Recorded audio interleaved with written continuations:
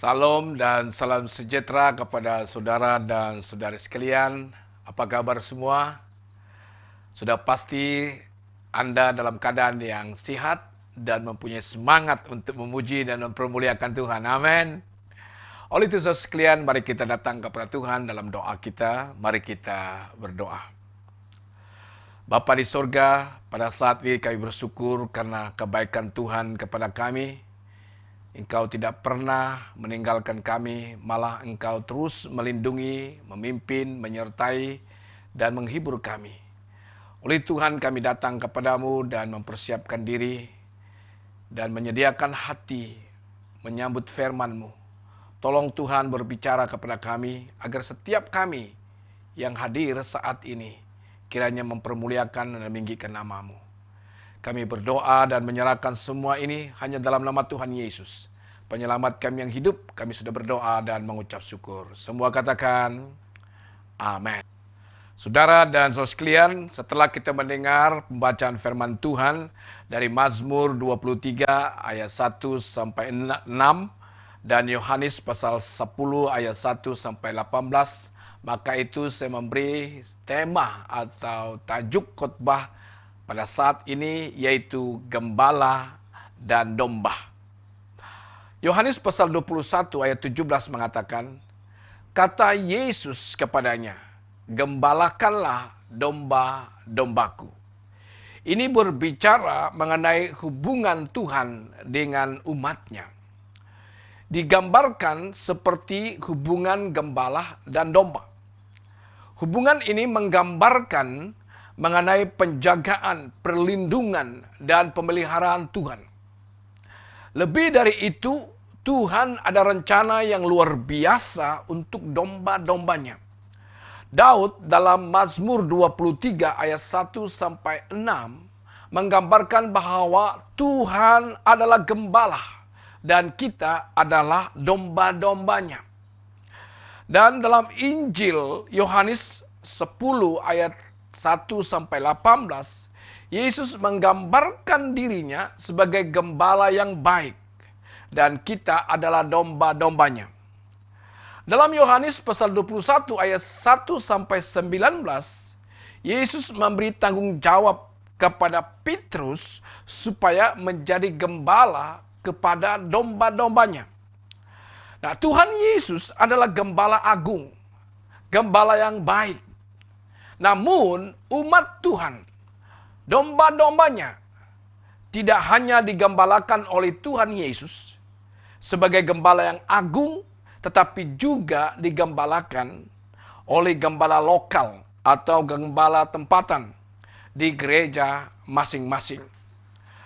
Firman Tuhan jelas menyebut bahwa tugas pengembalaan diberikan kepada hamba-hambanya yang telah mengabdikan diri sesuai dengan kehendak Allah. Tuhan mengangkat sejumlah orang menjadi gembala atau padri atau pastor, menjalankan tugas panggilan sebagai gembala lokal di gereja masing-masing. Sebagai domba, kita mentaati pimpinan gembala atau pastor atau padri, baik gembala lokal maupun juga gembala yang agung, yaitu Tuhan Yesus. Sebagai umat Tuhan, kita harus belajar taat dan setia, menempatkan diri di dalam penggembalaan yang Tuhan tunjukkan kepada kita. Belajar tunduk kepada pimpinan yang sudah Tuhan angkat ke atas kita. Saudara-saudara sekalian, gembala lokal sangat terbatas dibandingkan dengan Tuhan Yesus.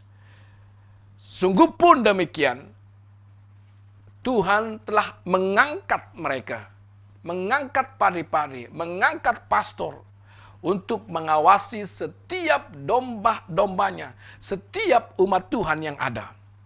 Firman Tuhan berkata, tidak mungkin seseorang dapat tunduk kepada Tuhan yang tidak kelihatan kalau tidak dapat tunduk kepada gembala atau pastor atau padri yang kelihatan. 1 Yohanes pasal 4 ayat 20. Jikalau seseorang berkata, aku mengasihi Allah, dan ia membenci saudaranya, maka ia adalah pendusta. Karena barang siapa tidak mengasihi saudaranya yang dilihatnya, tidak mungkin mengasihi Allah yang tidak dilihatnya. Oleh itu saudara dan saudara sekalian, sebagai domba, sebagai umat Tuhan, kita harus memiliki persekutuan secara pribadi dengan Tuhan. Sebagai gembala agung, sebagai gembala yang baik, sehingga kita dapat membantu gembala atau pastor atau padri, sehingga kita mencontohi kesaksian iman mereka. Ibrani pasal 13 ayat 7 mengatakan, ingatlah akan pemimpin-pemimpin kamu yang telah menyampaikan firman Allah kepadamu. Perhatikanlah akhir hidup mereka dan contohilah iman mereka. Dalam perkara ini saudara sekalian, kita melihat 3 hal yang sangat penting mengenai gembala dan domba. Yang pertama, menjaga. Domba menerima penjagaan dari gembala, dari pastor, dari padri, dan dari gembala-gembala lokal. Mazmur 23 ayat 1 sampai 2 mengatakan, Tuhan adalah gembalaku, takkan kekurangan aku.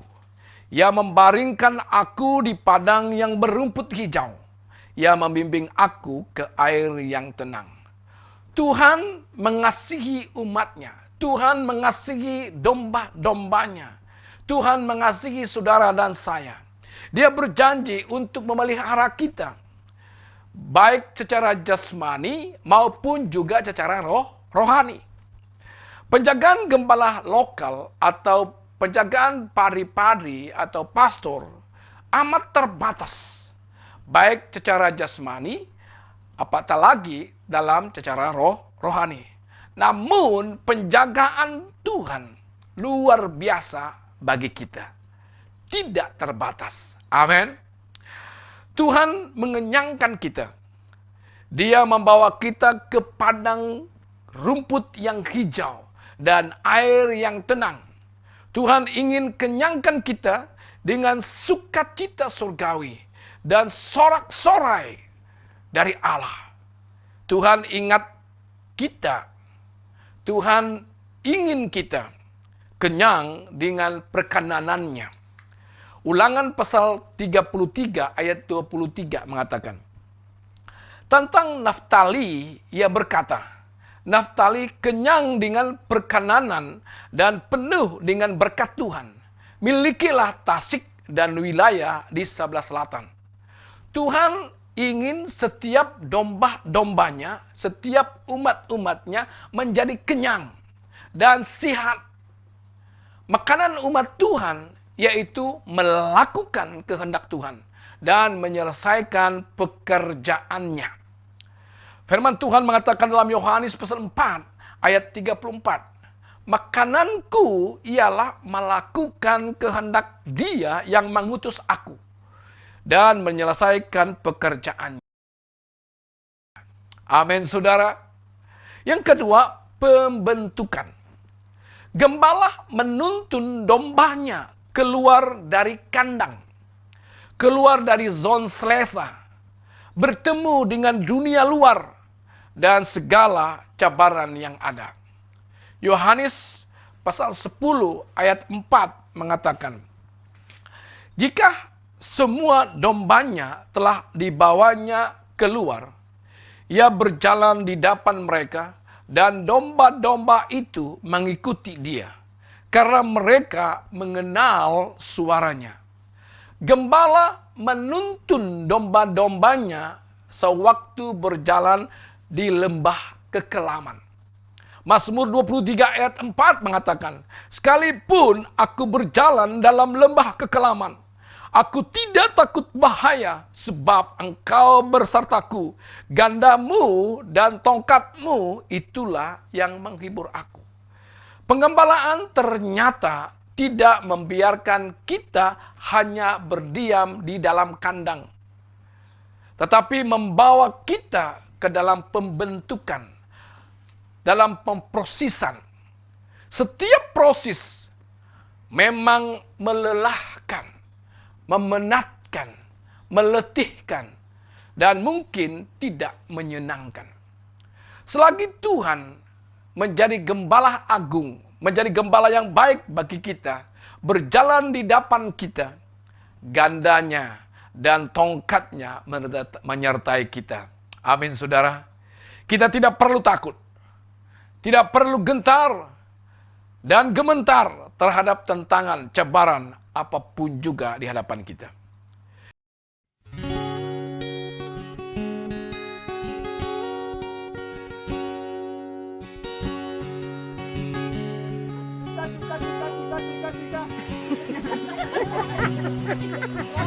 One more time.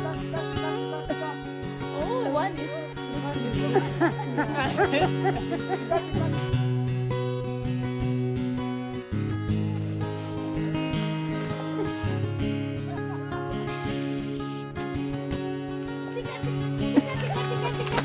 Louder! Tika, tika, tika, tika. Tika, tika, tika, tika. Tika, tika.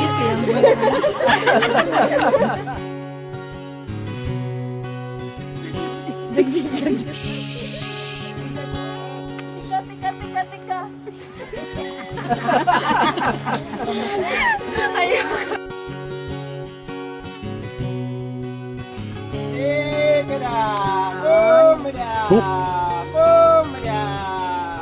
Look at them. Look at them.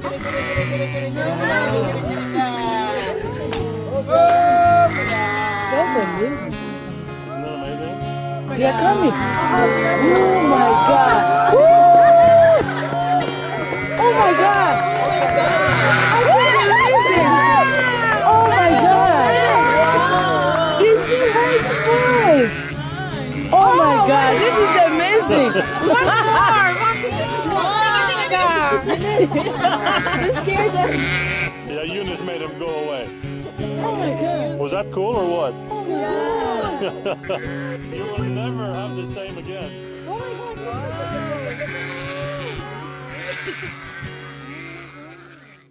Disinilah kita belajar peka mengenal suara Tuhan dan membezakan dari suara-suara orang asing, suara-suara yang lain. Kita harus belajar mengikuti hanya satu suara, yaitu suara gembala yang agung, gembala yang baik, gembala lokal, gembala-gembala yang menjaga kita. Kita disesatkan oleh suara-suara lain, suara-suara asing, suara-suara yang dari luar.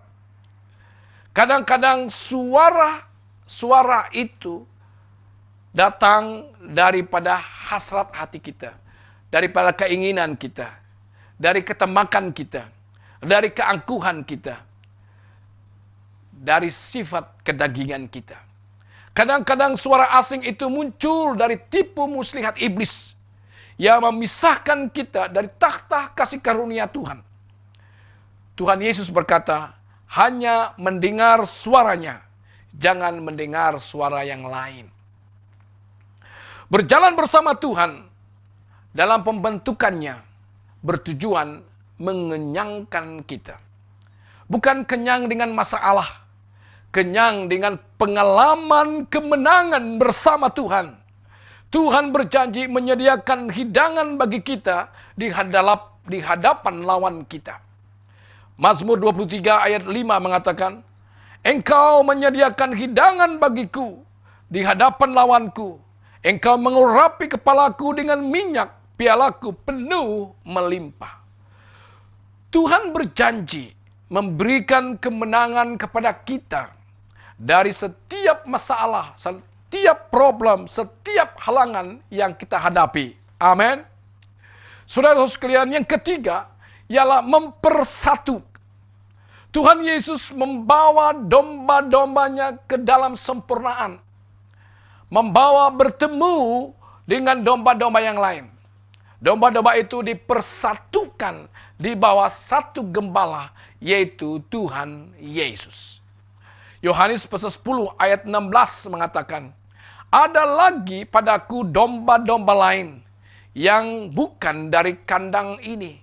Domba-domba itu harus kutuntun juga, dan mereka akan mendengarkan suaraku, dan mereka akan menjadi satu kawanan dengan satu gembala.